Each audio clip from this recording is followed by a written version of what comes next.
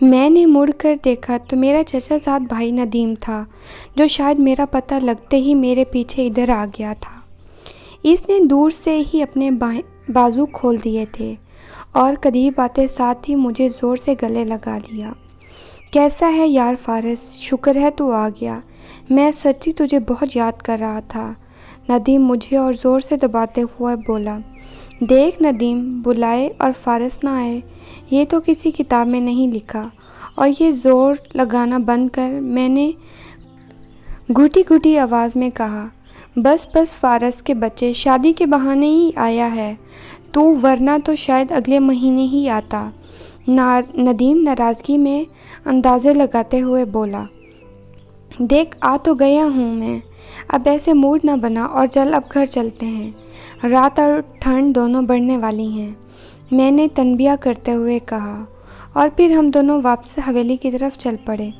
घर में जैसे ही दाखिल हुए तो आमना दूर से ही फारिस भैया के भागती हुई आके गले से लग गई और फिर साथ ही बोली कि मेरे लिए लाहौर से कुछ लाए हैं या मैं नाराज़ हो जाऊं।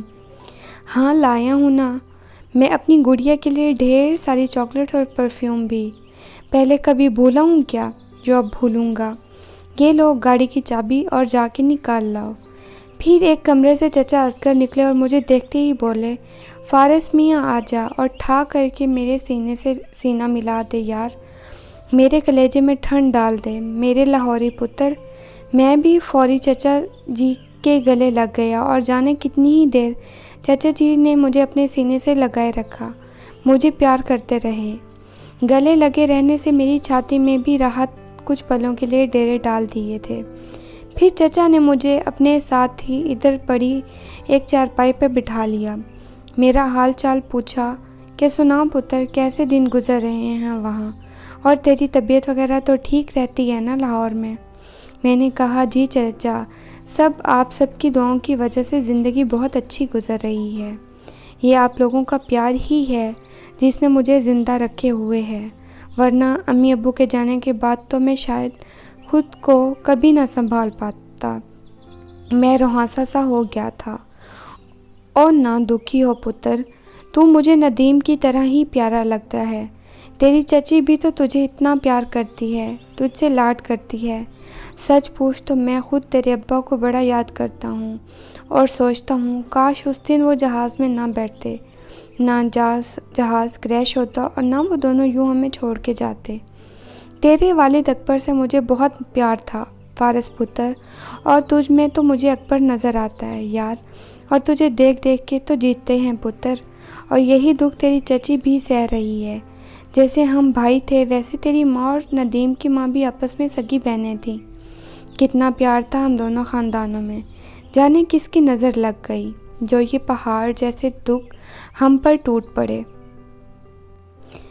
बात करते करते चचा की आंखें भीग चुकी थीं और हम सब की पलकों का नमकीन पानी भी रुखसारों से होता हुआ नीचे ज़मीन में जज्ब होने लग गया था। फिर गुड़िया ने यह सकूत तोड़ते हुए सबको डांटा कि जब भी फारिस भैया गांव आते हैं तो आप लोग ये सब लाजमी करना शुरू हो जाते हैं। चलो चुप कर जाओ सारे, वरना अगर मैंने रोना शुरू कर दिया ना तो मुझे कोई चुप नहीं करवा सकेगा। और यूं हम सभी गुड़िया की इस बात पर हंस पड़े। नदीम और मैं हम उम्र थे और हम में खूब गहरी दोस्ती थी, जबकि आमना अभी 10-12 साल की थी। पूरे घर की लाडली होने की वजह से पूरा घर सर पे उठाए रखती थी। मैंने और नदीम ने इकट्ठे ही लाहौर से तालीम मुकम्मल की थी। मुझे चूँकि कारोबार का शौक़ था तो मैं लाहौर में रह गया। नदीम अपनी तालीम मुकम्मल करके वापस गांव आ गया था। अब चचा जी के साथ खेतों और घर वगैरह के कामों में हाथ बटाता था। वैसे इसने सरकारी टीचर के लिए दरख्वास्त भी दे रखी थी। यहाँ अब इसी लाहौर कॉलेज का हमारा एक दोस्त था, फरीद सांवल। इसकी बहन की शादी थी तो इसीलिए मैं गांव आया था ताकि मैं और नदीम सांवल की बहन की शादी पे हाजिर देकर अपनी यारी का सबूत दे सकें। फरीद सांवल भी यारों का यार था। हम दोनों से इसकी दोस्ती भी कब और कैसे मजबूत गठजोड़ वाली हो गई हमें पता ही नहीं चला। सांवल बहावलपुर का रहने वाला था। अब हमें कल बहावलपुर निकलना था शादी के लिए।